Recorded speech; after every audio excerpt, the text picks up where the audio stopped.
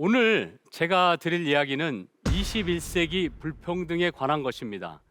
이 시간에는 불평등이란 무엇이며 불평등이 우리 삶에 어떤 영향을 미치는지, 그리고 지난 30년간 불평등이 왜 커졌으며 우리가 살고 있는 21세기 불평등의 특징은 무엇이고 불평등을 줄이는 방법이 또 무엇인지 함께 생각해 보는 기회를 갖겠습니다.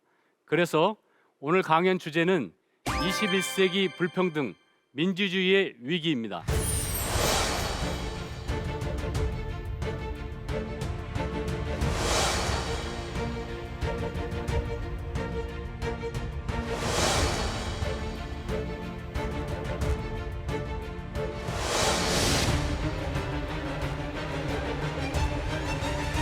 (21세기는) 디지털 자본주의 시대라고도 합니다. 인터넷으로 전 세계가 연결이 되고 로봇을 이용한 제조업 생산품이 풍족하고 많은 사람들이 자유롭게 여행할 수 있는 시대이죠. 얼마 전 우주 개발을 위해 아마존 창업자 제프 베조스가 블루 오리진이라는 회사를 만들어 우주 여행을 위한 상품을 개발했습니다. 짧은 시간의 여행에 2억 원이 비용이 필요한데요. 여기에 정말 수만 명이 신청을 했습니다. 하지만 아직도 아프리카에는 수많은 사람들이 굶어 죽거나 병든 아이들이 치료약이 없어서 죽어가고 있습니다. 하루에 11명이 기아와 영양실조로 죽고 있습니다.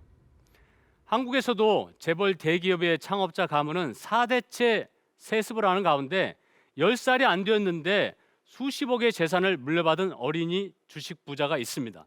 반면에 한국에서 혼자 아이를 키우는 엄마가 일하러 나가자 라면을 끓여 먹다가 죽은 어린이들도 있습니다. 왜 이 세상에는 이런 극단적인 부와 빈곤이 동시에 존재할까요? 아프리카와 한국의 가난한 어린이의 삶은 디지털 자본주의 시대와는 전혀 어울리지 않는 것처럼 보입니다. 이런 빈곤과 불평등이 모두 신의 섭리일까요? 아니면 자연의 법칙일까요? 어쩌면 우리 인간이 만든 사회 제도의 문제일까요? 19세기 말 자연 선택 이론을 제시한 위대한 생물학자 찰스 다윈은 이렇게 말했습니다. 만약 가난한 사람의 불행이 자연의 법칙에 의해 만들어진 것이 아니고 우리의 제도에 의해서 만들어졌다면 우리의 죄가 너무나 크다. 다윈의 말이 과연 맞는지에 대해서는 이 강연이 끝난 후에 평가해 보시기 바랍니다. 강연 맨 처음 몇 가지 말씀드리겠습니다. 첫째, 이 강연은 봉준호 감독의 기생충, 황동혁 감독의 오징어 게임이 세계적 관심을 끌게 된 것은 한류의 우월성이 아니라 우리 한국 사회의 어두운 자화상이라는 것을 성찰해야 한다는 문제의식에서 출발합니다. 둘째, 한국인들의 느낌입니다. 제가 서울의 한 경제단체의 초청 강연에서 들은 말입니다. 강연 주제가 왜 불평등이냐? 이런 주제면 아예 참석하지 않겠다는 사람도 있었습니다. 중앙정부의 한 강연에서는 고위 공무원이 내게 이렇게 물었습니다. 불평등 대신 다른 용어를 쓰면 안 될까요? 사람들이 거부감이 있는 듯 합니다. 심지어 민주당의 한 당직자는 아예 좋은 불평등이라는 책을 썼습니다. 대부분 정치인들은 자신의 지역구 개발 예산에 관심이 크지만 우리 한국 사회 전체의 불평등을 줄이기 위한 입법에는 큰 관심이 없어 보입니다. 이렇게 한국 엘리트들은 불평등이라는 말 자체를 기피하거나 심지어는 좋은 것이라고 말하고 싶어 합니다. 그러면 보통 사람은 어떻게 생각할까요? 최근 한 여론조사를 보면 한국인 가운데 대부분의 사람은 불평등을 크게 우려하고 있습니다. 2020년 KBS 여론조사에 따르면 응답자 가운데 66%가 소득 불평이 매우 심하다고 응답했습니다. 한마디로 한국인들에게 불평등은 좋은 거라고 생각되지 않는 겁니다. 엘리트와 국민들의 불평등의 생각이 매우 다르죠. 셋째, 제가 오늘 말씀드릴 거는 한국인들은 믿기 어려울지 몰라도 한국의 심각한 불평등은 비교적 최근의 현상이라는 점입니다.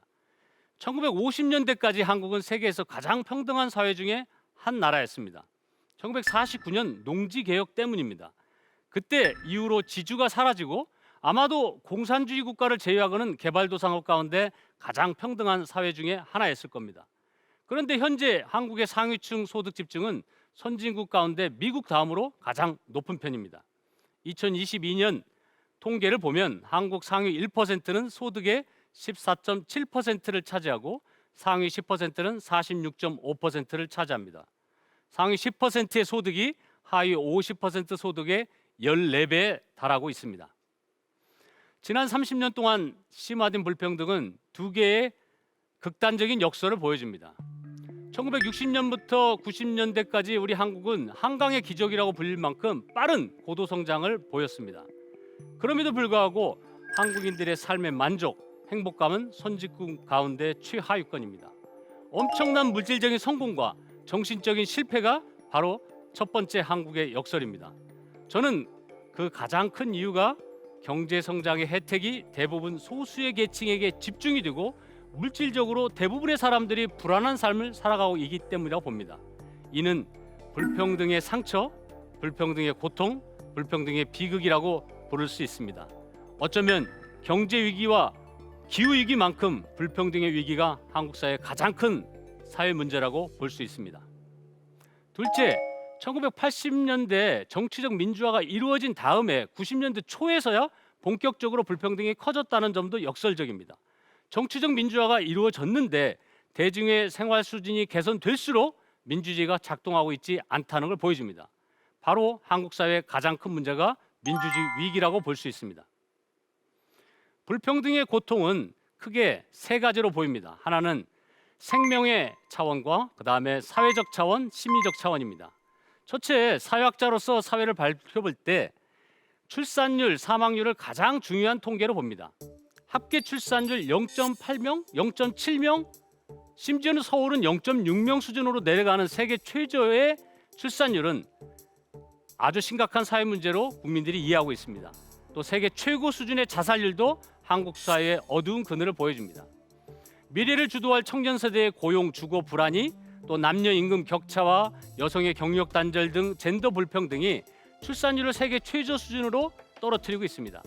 또 산재 사고로 한 해에 2,000명이 넘는 사람이 세상을 떠나고 있고 위험을 가난한 사람들에게 떠맡기는 재난의 불평등도 우리 한국 사회의 또 다른 어두운 그림입니다. 두 번째, 사회학자로서 한국 사회의 중요한 사회 문제로 지적하고 싶은 것은 사회적 유대감과 사회적 신뢰도가 낮다는 점입니다.